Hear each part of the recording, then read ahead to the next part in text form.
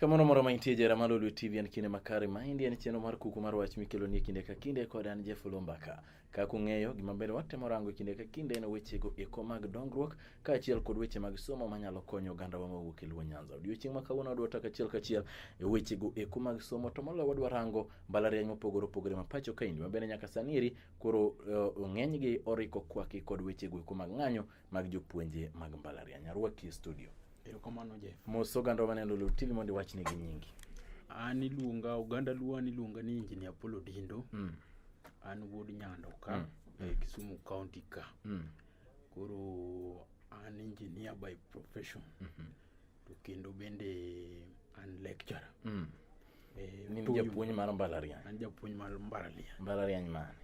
Apuonje mbalariany ariyo. Apuonje Technical University of Kenya. Kendo apuonje Zetech University. Zetech University of Kenya. Kendo atiyo gi Kenya Power under contractual basis. Erokamano ahinya japuonje Paul Odindo. Odiochieng' ma kawuono gima aluongi e studio kaendi wadwa rango mana wechego eko mag somo. To moloyo sani eri ma bende koro wang'eyo ni lecturers nitiere ng'anyo. Wadwa rango ni to skunde mopogore opogore sani koro jopuonjre winjo nade. Mokwongo wachak kodi ka iwacho kanyo ni in japuonj mbalariany ero mar Zetech. Nyiswa ni to mbalariany eri mar Zetech en mbalariany mar piny owacho koso en private? Mbalariany mar Zetech en achiel kuom mbalariany ma private. Nyiso ni gin mbalariany mag ji giwegi. Koro en mbalariany manochakore kaka Zetech College. Yes. To sani noduogo miye charter ma en fully fledged university. Kendo nyithindo mokaw gi sirikal, nyithindo mokalo penje klas 12 moyudo C+ and above. Sani mbalariany ma Zetech kawo. Though namba ma government pod miyogi pod tin. To gin gi capacity nikech kana dhi kanyo tayudo ka en mbalariany ma is well equipped kabisa. Kendo gin gi capacity ma ginyalo absorb kata mo government sponsored students. Mago jok mokaw gi sirikal. Awinji Ogendo iwacho ni en mar ji giwegi kata en private, iwacho ni bende ukaw ji mag sirikal. Manyiso ni sani koro en mar self sponsored kaachiel kod nyithindo ma bende sirikal omiyo. Yes, koro sani eri en mbalariany ma nyithindo mokaw gi sirikal be ioro negi. To jok ma chudo kendgi ma iluongo ni parallel program or model 2 program bende gikaw. Koro en both inyalo wacho ni in terms of students gikaw jo sirikal kod jok ma chudo gi giwegi. Erokamano ahinya Engineer Paul Odindo. Nyisa ni to mbalariany mar Zetech ni iwacho ni en mar ji ng'ato owuon kata private, to bende okaw jopuonjre bende mawuok ma sirikal omiyo. Nyiswa ni to sani eri ang'eyo ni samoro weche mag penj kaka ing'eyo ni oganda oseyudo kaluonge ni Matiang'iya kata obedo ni sani to Amina ema koro en jatend migawo mar weche mag somo. Ng'eny jopuonjre ni yudo nogore piny kendo mathin ahinya manoyudo alama mar C+. Wach ni eri osego jowa gi kiondgo to moloyo jok mawuok e Luo Nyanza kaendi ni to ka ng'ato ok oyudo C+ to koro en ngimane ochopo kanye. Uno kaka mbalariany mar Zetech bende nitiere okang' moro amora ma jok ma bende ok oyudo alama mar C+ gi kinyalo donjo e mbalariany mar?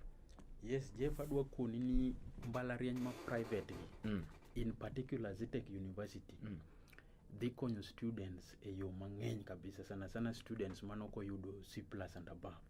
Nikech Zetech University nigi several courses machakore certificate to diploma to degree. Koro iyudo ka uchiwo certificate, diploma kaachiel kod degree. Yes. Koro iyudo ka jok manok oyudo C+ gi ng'ato ka nigi D+ and above to nyalo register for a certificate course. To C- and above nyalo register for a diploma course. Koro iyudo ka jok manoyudo from D+ kadhi mbele nyaka C plain kanyo pod yudo chance e mbalariany ni kendo ka gi apply tikaw gi depending on their performances kaka ne gi perform e high school. Koro itero gi moko donje certificate, moko donje diploma depending on kaka gi apply. Tiyudo ka gisetimo this certificate nyathi nyalo progress kendo chako dhi e diploma. Then after diploma koro qualify. Engineer wacho kaendi kendo ka penye ni to jowa ma samoro timo penje mar klas 12 giki moloyo mani Matiang'i jatend migao ni eki thothgi ne odwa rem kata ne ok oyudo alama mar C+. Jogi eki bende gintiere kod kama ginyalo donjo nikech thothgi paroga para ni oyo katieko ma ok ayudo A, ok ayudo B, ok ayudo C+ and above to an ngimana orumo. Jogi eki bende nitiere kod kama ginyalo donjo. Yes, koro Jeff adwa koni ni mbalariany kaka ma Zetech University ka iyudo ka gi take care of nyaka nyithindo manok oyudo C+ and above gi nikech gin gi courses kaka certificate courses, diploma courses. Koro nyathi moyudo D+ is qualified mondo join a certificate course e university. Then nyathi moyudo C- be o qualify mondo dhi otim any diploma course moyiero modwaro. To bang' timo gigi te ginyalo progress. Ng'eni ja certificate kosekalo penj mar certificate to yiene donje diploma. Ja diploma be kosekalo penj mar diploma to yiene donje degree.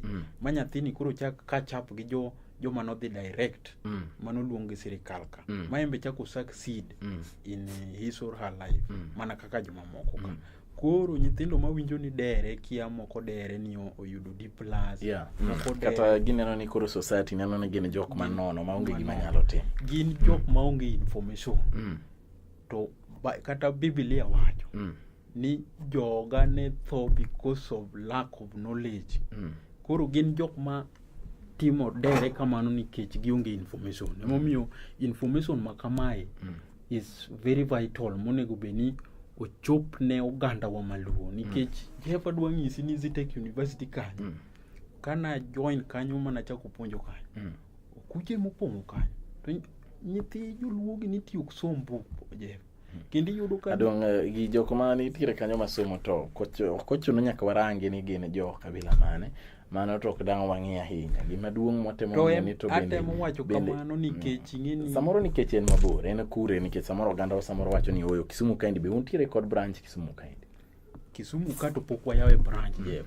To ang'o me wacho ni oganda ma joluonge kuno samoro mondo mi ging'e ni to mbalariany nitiere kanyo mwanyalo donje momiyo ne ginyiswa ni to kata ka ero en Zetech no ero to ka oganda dwani mondo mi odonje to branches ni kure. Branches sani wan gi 2 branches. Wan gi main campus man Thika Road but Ruiru town kanyo ema main campus nitiere. Then other campuses ni city center kaka Pioneer mano Nairobi. Koro we are in the process of enlarging the university more care to other counties. Makata Kisumu kwa ni podo onge. Kisumu ka to pok branch ne obedi. Migori. But mano cannot be an excuse Jeff ni nyithindo koro ok nyal dhi somo Nairobi. An minena ni Jeff ok ging'eyo ni to dang' wachim kure to moloyo ing'eyo kaka kiondko biro gi gorruok penj. Ng'ato nyisi ni oyo ine yudo D onge kuma nyalo dhi. In ok ikalo maber onge kuma nyalo dhi. Ko yuro ka ng'ato chunye ol. Mane momiyo natemo stress this point ni wach ni onego chop ne jowa maonge gi information makamano mondo gi apply. Sani koro wan gi May intake ma bende ochiegni rum but pod wan gi some 1 month kech application ikepo dwe mar 5 ikepo dwe mar 5 January be gikepo and then September bende gikepo. Koro gikepo 3 times in a year. Koro kata ka ng'ato no miss the January intake sani pod en gi chance mar apply kech the May intake is in progress. Ma pod gikepo nyaka sani. Erokamano Ogendo. To nyisa ni gima dwani mondo mwalausi ahinya odiochieng' ma kawuono en ni to ng'anyo mag kaka lecturers. In gima mina keli kaindi nikech nyisa ni achiel itie mbalariany mok mar piny owacho achiel to mar piny owacho. Koro nyisa ni to maru mok mar piny owacho niri udhi nyime kod puonjo kaka lecturers. Jeff advantages nitiere kabisa kendo sani asefwenyo ni advantages nitiere e joma puonje mbalariany mag private. Number 1 iyudo ka students kata manie mbalariany mag private gi gin ok gibed affected gi strikes. Gin gidhi nyime gi somo ma nyathima kaka no donjo kendo nonego tiek course ne after 4 years cha. En tiek atika after 4 years. O kalenda mare ok chochi. Kalenda mare ok kethre kata matin. Koro iyudo ka nyithindo gi gin graduate within the record time man gi donjo kata mano ketnegi admission letters. Koro ma is a very big advantage. An gi friends ga moko mano join e mbalariany kaka mamoko kiko luong nyinge e Wach mamoko kaka mag piny owacho yes piny owacho iyudo ka moko kawo nyaka 7 years ka weche mag ng'anyo gi dhi mbele. Lecturers tamore chiwo marks nikech pes pok omigi, salary pok omigi. Lecturers moko bende ok gol marks as koro gi end up gi ringo gi marks go. Koro ichak iluongo mana lecturer moro mondo machako bi omak pepni gi ka pepni nokoringo go. To at the same time iyudo ka koro gigi kelo delay ma nyathi mane onego graduate kata this year will end up graduating even next year or even next year but one depending on how fast magi solve this issue of strike. Koro that is a very big problem. Number 2 iyudo ka sani eri public universities niche ose propose ni ok gibi bedo ka gi admit jo certificate student gi jo diploma students to but ineno ka these private universities gin they are autonomous, they are independent in their own rights. Koro yudo ka gin pod gimiyo jogi chance, students mamoko gi chance manu fail gi moko mano ko qualify to get the C+ and above gi pod imiyo gi chance kendo ginyalo join the university and then they progress. Koro mano be is a big advantage to this private university. Koro neno ni mbalariany mag ji giwegi gi eki oloyo mag piny owacho. Dong samoro e weche mag omenda kata chudo mag fee samoro ni malo ahinya e mbalariany gi eki mag ji giwegi mopogore gi mag piny owacho. No, koro ka to be specific nikech an based in Zetech University. Fees gi are very affordable. Kendo yudo ka nyithindo can afford. Kata then ichulo gi on termly basis. Onge ng'at ma koro ichuno ni mondo o clear the fee ni te atago ni mondo ka koro nyathine odonji. Iyudo ka imiyo gi nyaka chance mar chudo in installment. Ichulo a fraction in first term, ichulo another fraction like that koro miyo parents bende teach mayot mar manyo then chulo. Gimanyo fees then gichulo.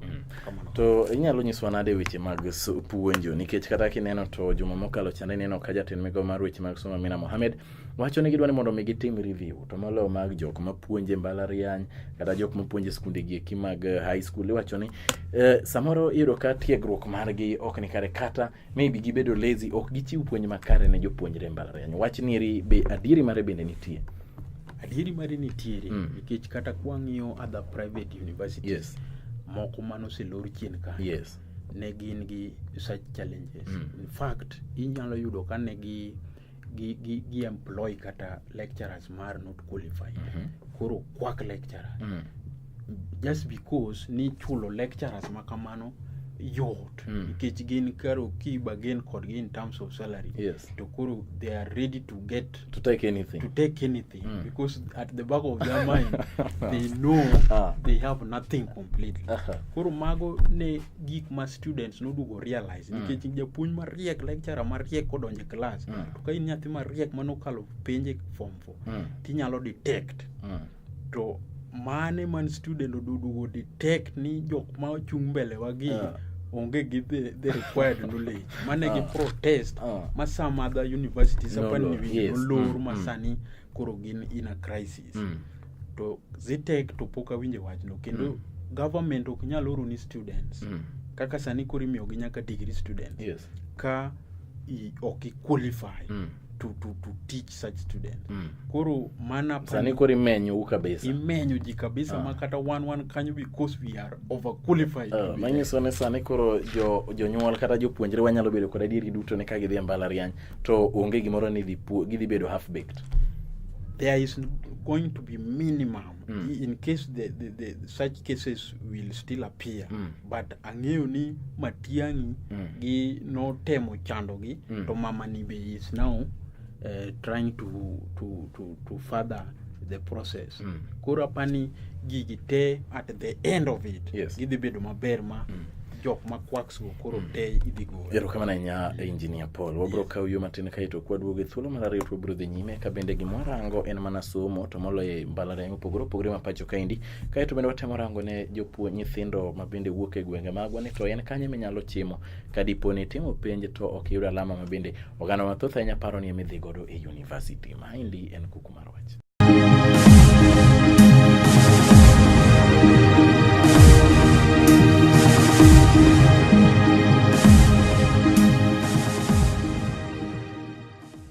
Mantie jara malulu TV en kinde makare ma indien cheno mar Kuku mar Wach mikelo ne kinde ka kinde kod Eng.Paul Odindo. Antiere ka indi kod Eng.Paul Odindo ma bende en achiel kuom jopuonje e mbalariany ero mar Zetech. Achiel kachiel warango ni to weche go mag somo bedo nade. Ka bende sani iri koro wang'eyo ni lecturers pod dhi nyime kod ng'anyo margi. Chaka rwaki e studio. Mos Oganda jokanyana mani iluongo ni Eng.Paul Odindo.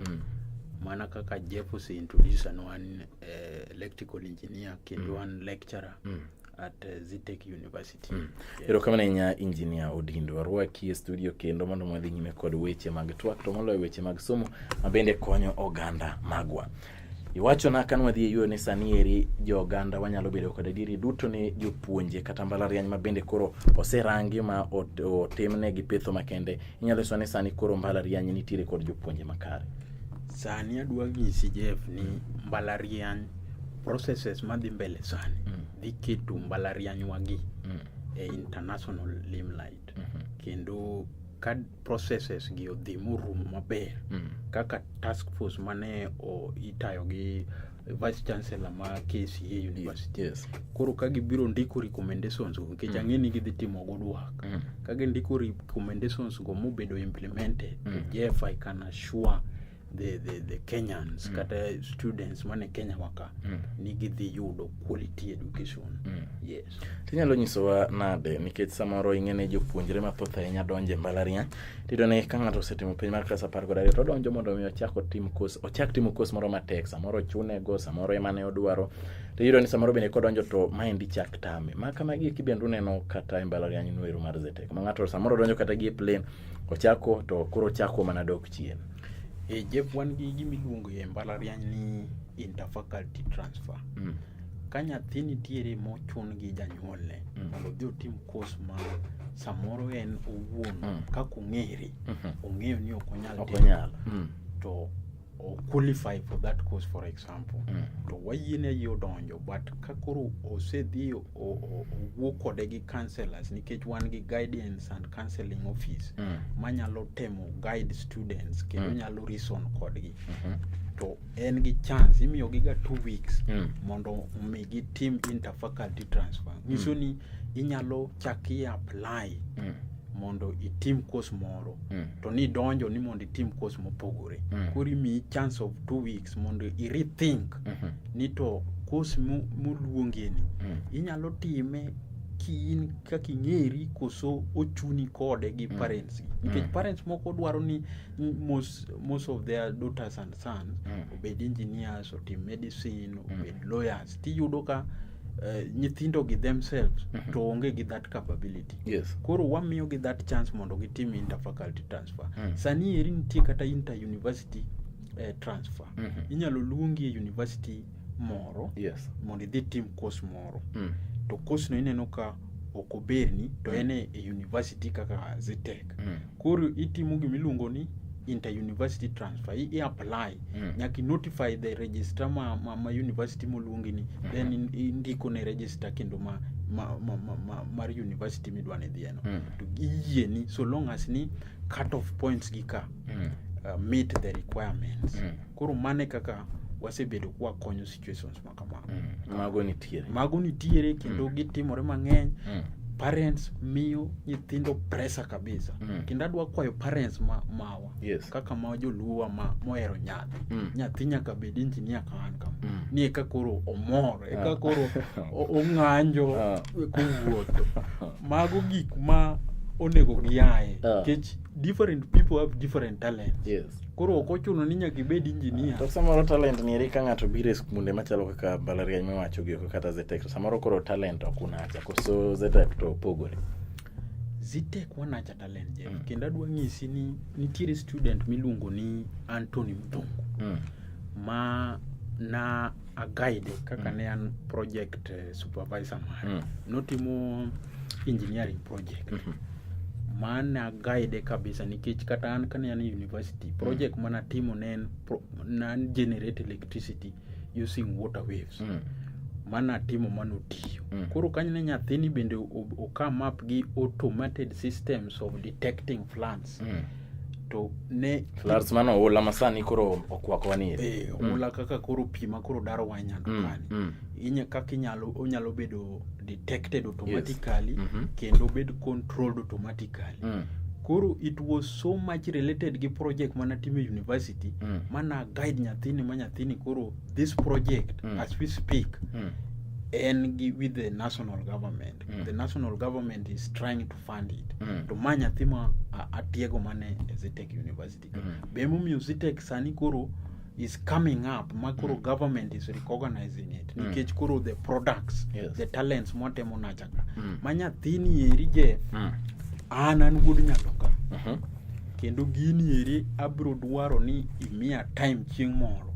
Monda discuss kaka flood ni wanyalo control it completely kaka ne jo budalangi control it pamphlet man jo kutiyo go an god kenda say go through it properly then marwani biniti koro kwa wa incorporate the two take me a time maber tanyalo ngiso jo piny kaka wanyalo tieko flood ni kenda wani MP majaredo kelo nikech gin to gionge gi engineering background jo leaders wagi moko maonge gi engineering background wanyalo bedo piny tanyisgi kaka gigitiyo as kaka wanyalo implement momot konywa kata nyando constituency koro magi gin gik ma onego benigi chike yitgi kabisa to jotendwa samoro bende rachgi en ni koro oluorgi gi jok moko ma bende most of them boko dhi sikul maber je koro mondo mi idhi chop gi this idea bemo mi wan ngini wan ok kuchu wakonyo mana gende ni mamoko but wadwani waduog dala ka kendo wa implement these ideas mondo kony jo pinywa ero kama ne nyanjo ke wuoyo wachno ero mar guidance and counseling manyiso ni samoro nyalo chiwo paro ne nyithindo nyiso ni to ka ngato dibed kod gombo mar donjo Zetech no ero to samoro isenjo gik matimore mbalariany samoro nyathi moro samoro kato dere samoro wach moro chwanye weche mag relationships gieki inyalo wacho nango un bende ukaw kang makende mar rango ni kinde ka kinde uloso kod jopuonjre mondo mi ging'e to ngima enamo Jefa duangi sini ka ngato donje university obed university moramo kaka Zetech to gima nyathino kuongo kalie en admission process kusetitika admission process mosebedo admitted mo sign the acceptance form to gibedo subjected to gimiluongo ni orientation koro nyithindo gidhi orientation for a full 2 weeks koro these 2 weeks magi bedo orientated ni kai kama koro guiding and counseling department koro wuke oko magi to samaro waydo kata ka jok ma weche gi mako en kata ngama ni thadia ma bende orientation to no setimne maber usomo first year usomo second year thadia kaindi koro ne gimoro chwanye matek ahinya masai to giko ne to nyathi wacho ni oyo anto kura ul adwani mondo kaw atie kata ngima na temu chopo kanyo to na ne process the first process tingana kuri ngeni orientation is not the end of everything kuro kage setimo orientation tinyiso gi nyaka problems challenges ma kuro nyalo miyo gi team kaka iwacho no kuro challenges go imiyo gi nyaka channels ma giluwo ma ginyalo yudo go konyruok kuro kanyathi for example kaka sana weche mag relationship ema chando nyithi university ain yuro kanyathi moro is jilting or more has been jilted kuro they are suffering from stress kuro ni nyathi is hanging themselves ni kechu watch relationship kuro university nigi a whole department ma is just concerned about challenges ma nyithindo are facing gi talent bende talent building bende gin godo ma kanyathi poko identify talent mare tinyalo guide mo identify talent mare mo succeed godo koro magi gin gik mantie kendo university is very serious about it ero kana Eng.Paul awinjo ka inyisa ni thuolo rumo no achiel kachiel to kaka in japuonj mbalariany mar Zetech ok dawe maka penye ni to ang'o menyalo nyiso gandawa to moloyo jok mane tiyo klas 10 kod 2 mondo mi ka gintiere kod gombo to gibi Zetech ang'o menyalo nyiso gi ni gibi ni Zetech ber moingo university mamoro dakika achiel kende Jeff adwanyisi ni Zetech ber kabisa kendo there are few people from the lakeside are joining Zetech but it is good ni ilunga kamondo ami oganda wa information ni mondo gi join Zetech nikech Zetech strike mokwongo onge Zetech. Students pok no strike because gibedo treated very well. Kendo they are satisfied with the products gik ma imiyo gi e university. Number 2, the time wastage moro manikoro graduation mari bedo extended because of these problems of fees kiango be onge nikech ka waseyudo ka nyathi is working hard ma nyathi nigi talent to wan gi sponsorship program ma nyithindo mang'eny bedo sponsored kabisa. Koro ko idonjo titi you are hard working kendo sana nyithiwa ma joluo gi ng'eni most of them are performing very well there. Koro ka university ose identify to university has partnered with the other US sponsors. Yes. Ma are sponsoring this very bright student. Ma nyithindo gi koro tika school without any fee problem. Koro ma is an advantage maonge in other universities. Mimi nyalo nyiso gani Zetech is the best. Zetech is the best. Kero kama ageno ni giwinjana ko ganda mathoth ahinya kata oganda mamoko bende penjo kaka ginyalo yudo mago duto king'iyo TV mar Lolwete neno namba gwe ko piny kanyo nyalo tudore kodgi kadiponi nitiere kod gombo machalo kamano. Kaka japuonja gweng'iro kamano kuom biri wachonwa ni uno kung'any nikech unuonge sirikal. Ok ang'eyo ni un to uyudo omenda maber, uno kodwaro omenda moko mondo mi omedu. Pana omenda pod wadwaro je. Onge ng'ama omenda nyalo rom. To kung'any. But koro according to services more offer omenda michulo wago are just enough. Human beings are human ones are insatiable. Koro okung'any. Koro pok nwadhi ng'any. Kocha to wang'anyo nikech salary ma kocha tiro kama na engineer gonero kama kuom chopo achiel studio dio chieng' makawuono ne wacho ni Nyasaye muma wacho ni oganda wane chandore nikech ok ging'eyo. Oganda, my people are perishing. Ene muma mane because of lack of knowledge. Muma just Genesis. The verse we can Google, but I know it is there. Yes. Rito wasare ya kocha kwa radikendo maendine Kuku marwachi kwa temorangu weche gwe kuma kisomo fani kod kocha tumolo mbale ya mabende saniri kakung'eyo okwaki kod weche go iko mabeng'ayo nyakocha kwa radikendo nje Oloo Mbaka urito masana.